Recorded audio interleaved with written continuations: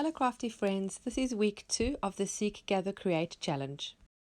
For this week the prompts are something from a magazine. I have those pretty flowers, numbers, I'm going to use my numbers stencil, postmarked stamps. I have a few, I'm not quite sure yet which ones I'm going to use, but I've taken a few. And then also something handwritten by somebody else, and this is just a little pricing tag that came on one of the dress patterns that I bought from the antique market. I'm going to be working in my small art journal today. There's a bit of a crack in the spine where I've pushed the pages back, so I'm just going to put a piece of masking tape. This is just to avoid any of the water or paint to seep inside the spine and cause it to get soggy. Masking tape is great to use for this because it's like a neutral color and it's very easy to paint over. I'm going to start by doing some collage on some of the background of my paper. Now this magazine page that I have my focal point on, I'm also really liking the carpet that they have in the picture with the blue and white patterns. It's quite bold, so I'm going to actually use some of that as part of my collaging, and I'm going to stick this all down with Mod Podge, and I'm going to also apply a layer of Mod Podge on top of my collage pieces. For this art journal, I'm doing it slightly different to my first art journal. My first art journal, I would create the spread over both pages and sort of try to balance it. But for this one, I want to concentrate the majority of the art journaling on the right hand side page. It will spill over a little bit onto the left, but I want the majority of the art to be on the right hand side. I just want you to have a different effect and a different interest for this book. This challenge is the Seek, Gather, Create challenge that I found on Instagram. It's created by 4 very creative ladies, one of which is Lisa Goddard, whose work I really adore. I will put the link to her Instagram and the other 3 creative ladies so you too can have a look at all the other creations with the prompts, and you can also see the weekly prompts that come up for the month of August. I really love adding texture in my backgrounds, and I found this new way of creating these little pieces of paper with hole punches in them, which I think are really interesting and really different. So I just take bits of paper and I punch random holes in them and then tear them up and use them as part of my background or as part of my embellishment stack. It's really fun, and I'm really loving them at the moment. I'm also now adding some masking tape. This adds additional texture and additional interest as part of your collaging. And what would a ShanoukiArt journal page be without gesso? So I'm adding my probably top product that I use most often is my white gesso, and I really like using it with my finger because I feel it spreads better, and I really just like getting stuck into the paint. A paintbrush I find is a bit more streaky, but use whatever you're comfortable with. So I'm adding it mainly over my collaged areas. I'm not doing it thick or concentrated because I do want the designs of my collage pieces to shine through, but I do want to mute them down, otherwise they're just too bold.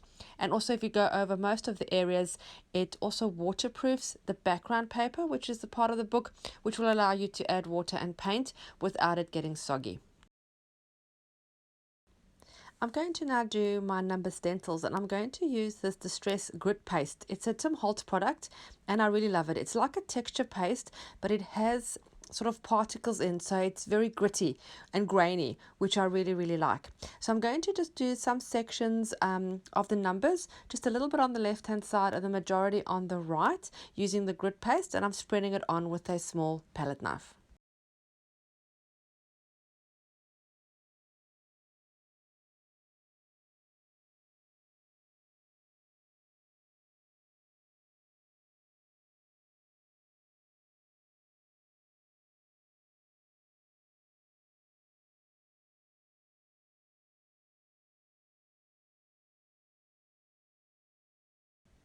To add the color, I'm going to use Distress Oxide ink and Color Splash. Color Splash is an ocean mist that's available from Little Birdie Crafts, and the Distress Oxide ink is in Weathered Wood and a Chipped Sapphire, and that's a Tim Holtz product. I'll put the links to the products below, and for Little Birdie Crafts there is a discount available if you make a purchase using my link.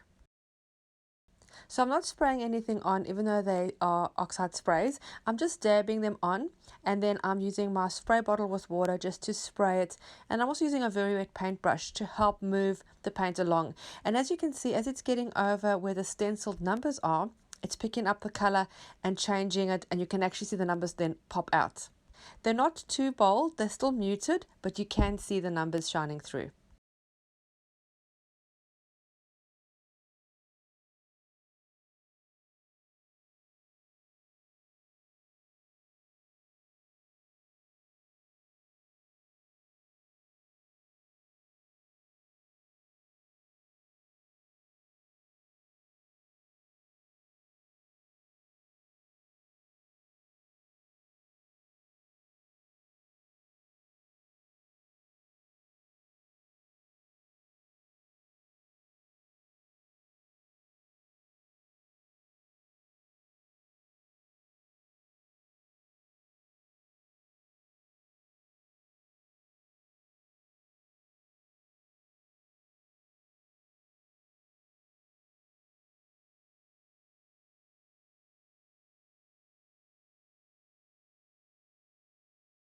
I'm happy with that background. I don't want to work it anymore, so I'm not going to work on my focal point.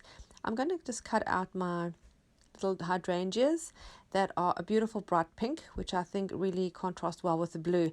And the reason I did the blue in the background is I picked up the colors from the actual magazine picture. There was like sort of scatter cushions in the background in a blue and a white, which I thought worked really well as a color. So I just picked my color palette from the magazine piece.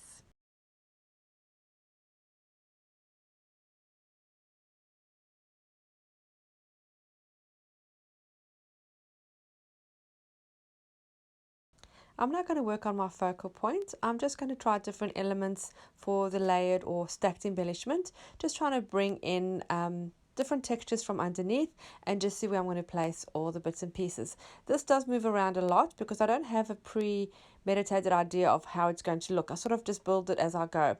So you'll see me putting things and take things out until I'm happy with how it looks and I'm happy with the composition.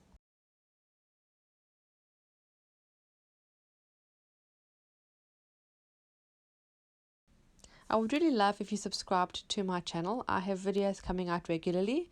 Also hit the little notification bell so that you're notified every time I upload new content.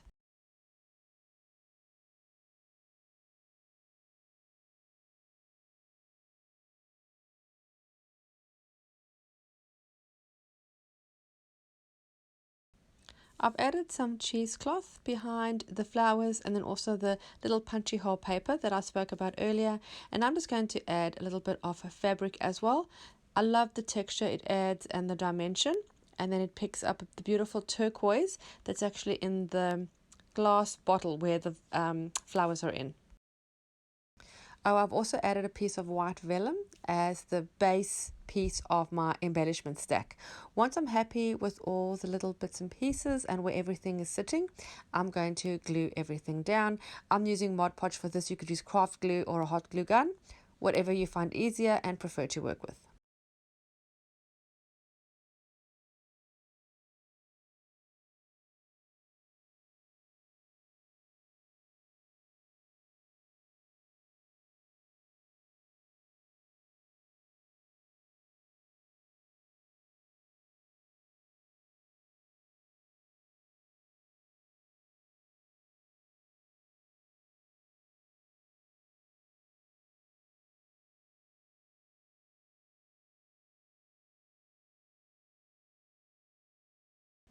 I've decided to use a postage stamp that has got a little pink bird on it. I think it just picks up a little bit of the pink from the flowers, so there's another element of pink on the spread.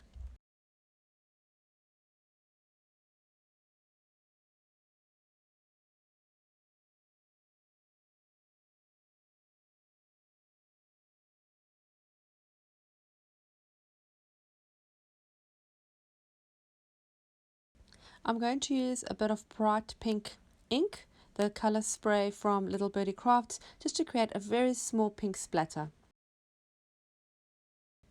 For additional dimension, I'm going to add some thread just underneath my embellishment stacks, and I'm using a bright pink that I have, which I think contrasts well and matches really well. I'm just taking a piece, I scrumple it up in my hand, and then I just pop it underneath some of the elements. And then I'm going to do the same on the left hand side, and this time I'm going to use a turquoise thread, which will then match with the turquoise fabric that I've used. And I'm just going to pop that underneath my stamp. I'm going to use a stapler just to staple it to the stamp, and then I'm going to glue everything down. I really like the texture that this thread adds.